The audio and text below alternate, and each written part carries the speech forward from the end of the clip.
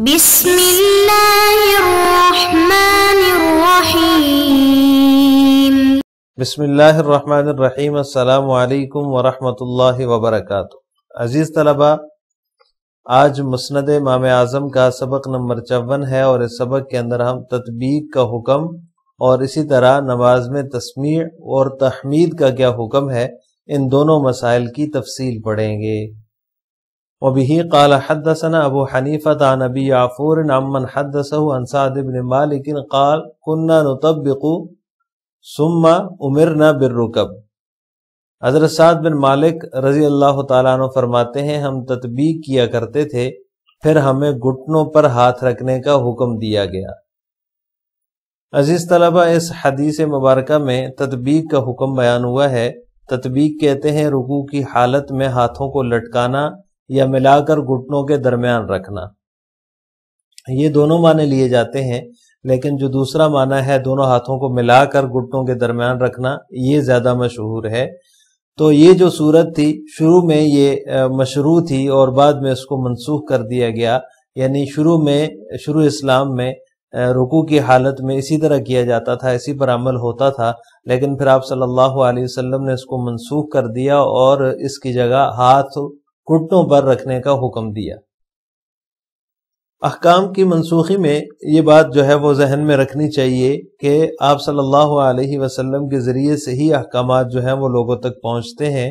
یا لوگوں تک پہنچے ہیں، تو تبدیلی کا ذریعہ بھی آپ صلی اللہ علیہ وسلم ہی تھے۔ یعنی جس طرح احکامات کی معلومات جو ہے وہ لوگوں تک آپ صلی اللہ علیہ وسلم کے ذریعے سے پہنچی یا احکام کے بارے میں معلوم ہوا آپ صلی اللہ علیہ وسلم کے ذریعے سے، تو تبدیلی معلوم ہونے کا ذریعہ بھی آپ صلی اللہ علیہ وسلم تھے۔ اسی وجہ سے جب تک آپ صلی اللہ علیہ وسلم دنیا میں جو ہے وہ تشریف فرما تھے، تو احکامات اور ان میں جو تبدیلی ہوتی رہی اور اس کا امکان بھی جو باقی رہا، لیکن جب نبی کریم صلی اللہ علیہ وسلم دنیا سے تشریف لے گئے، آپ صلی اللہ علیہ وسلم دنیا سے پردہ فرما گئے، تو اللہ تعالیٰ کے جو احکامات ہیں ان میں تبدیلی اور نسخ جو تھا یا جو کوئی کمی بیشی تھی اس کا امکان نہیں رہا، اور آپ صلی اللہ علیہ وسلم کے بعد کسی حکم کو منسوخ قرار دینے کا جو عمل ہے وہ موقوف ہو گیا۔ بعض اوقات ایسا بھی ہوتا تھا کہ ایک حکم جو ہے وہ بدل جاتا، اس کی جگہ دوسرا حکم آ جاتا۔ یہ بدلنے کا جو عمل ہے، تبدیلی کا جو عمل ہے، اس کا علم جو ہے وہ بعض لوگوں کو ہو جاتا تھا، اور کچھ لوگ جو ہے وہ اس سے ناواقف رہتے تھے۔ جو لوگ ناواقف رہتے تھے بعض اوقات تو وہ اپنی ہی معلومات کو مستند سمجھ لیتے تھے، اور بعض حضرات جو ہیں وہ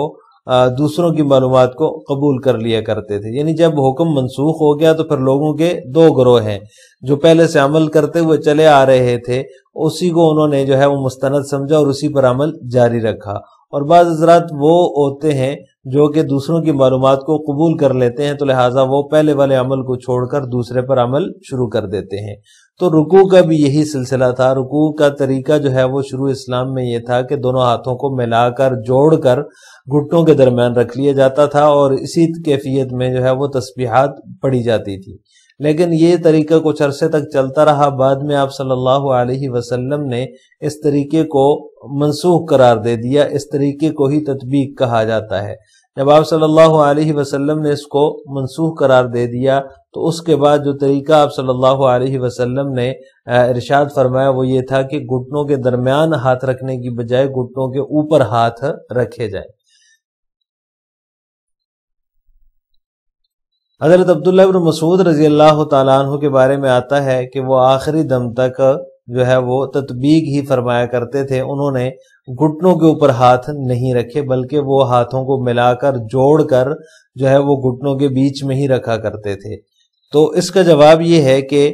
شاید ان کو نسخ والی روایت جو ہے وہ نہ پہنچی ہو، اس وجہ سے وہ پہلے والا عمل ہی جو ہے اسی پر عمل درآمد کرتے تھے، اسی پر عمل کیا کرتے تھے جو پہلے والا حکم تھا، یعنی تطبیق کا۔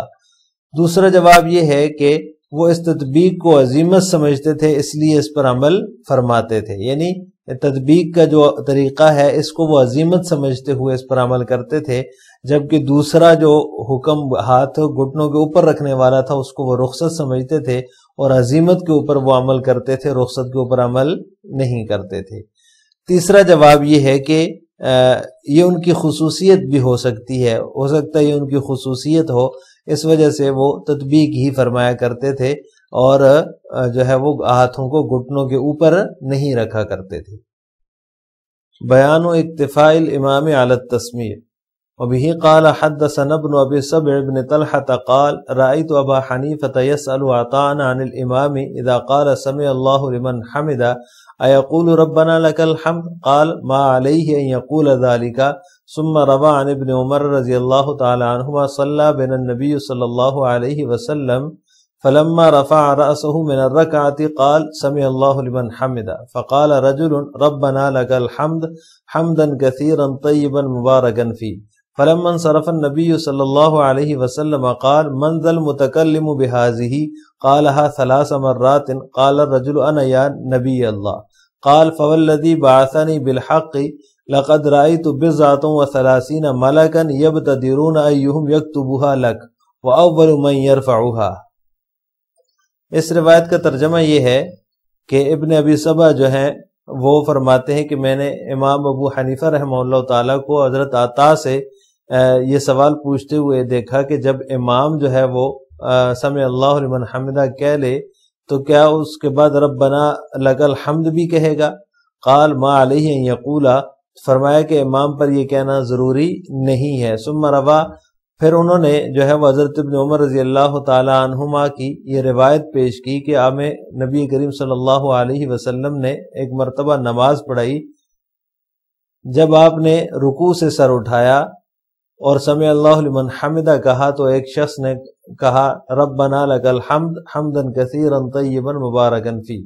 جب نبی کریم صلی اللہ علیہ وسلم نماز سے فارغ ہوئے تو پوچھا کہ منزل متکلم بہذہ، کہ اس کلمے کو پڑھنے والا کون بندہ ہے، یہ جملہ کس نے کہا تھا؟ قالها 3 مرات، آپ صلی اللہ علیہ وسلم نے 3 مرتبہ یہ دہرایا۔ قال الرجل انا یا نبی اللہ، تو ایک شخص نے کہا کہ میں نے اے اللہ کے نبی۔ قال فوالذی بعثنی بالحق، تو آپ صلی اللہ علیہ وسلم نے فرمایا اس ذات کی قسم جس نے مجھے حق دے کر بھیجا ہے یا حق کے ساتھ بھیجا ہے، لقد رأیت 39 ملکا یبتدرون ایہم یکتبها لک،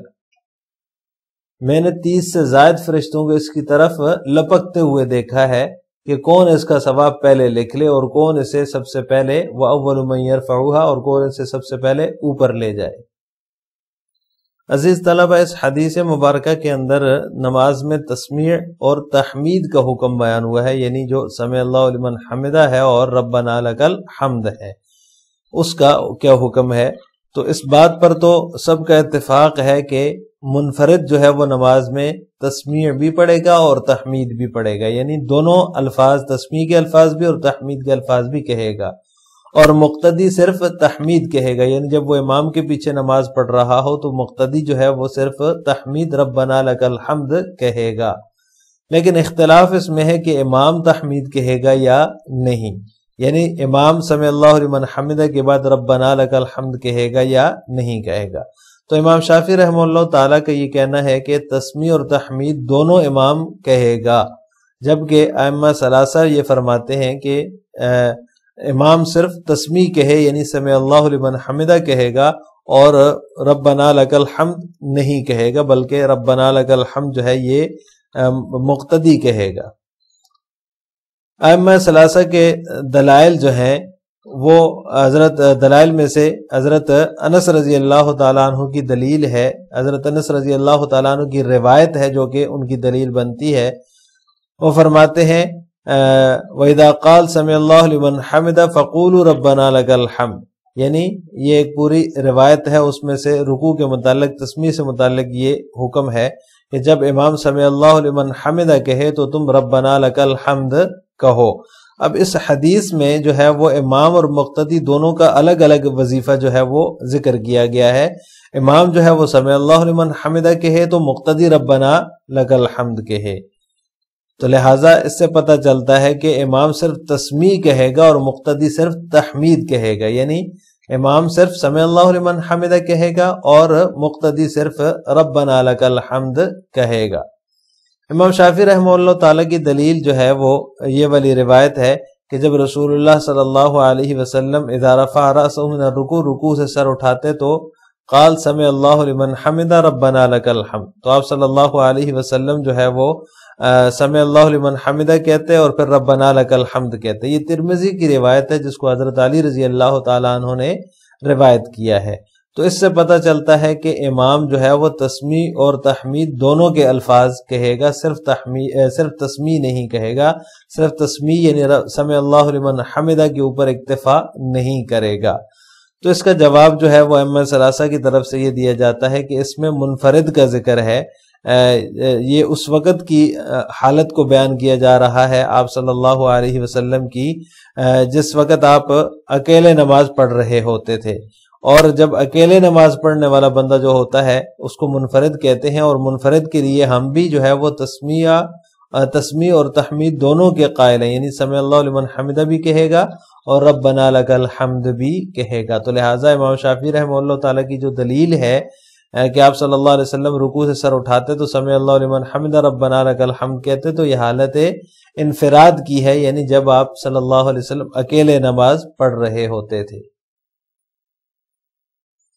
لہٰذا آج کے سبق کا خلاصہ یہ ہوا کہ ہم نے رکوع میں تطبیق کا جو مسئلہ ہے اور اسی طرح نماز میں تسمیع اور تحمید کا کیا حکم ہے، ان دونوں مسائل کی تفصیل پڑھی ہے۔ آخر میں آپ سے دو سوال ہیں، نمبر 1 تطبیق کے کیا معنی ہے، نمبر 2 نماز میں امام تسمیع اور تحمید دونوں کہے گا یا صرف تسمیع کہے گا۔ ان دونوں سوالوں کے جواب آپ نے کمنٹ باکس میں دینے۔ السلام علیکم ورحمۃ اللہ وبرکاتہ۔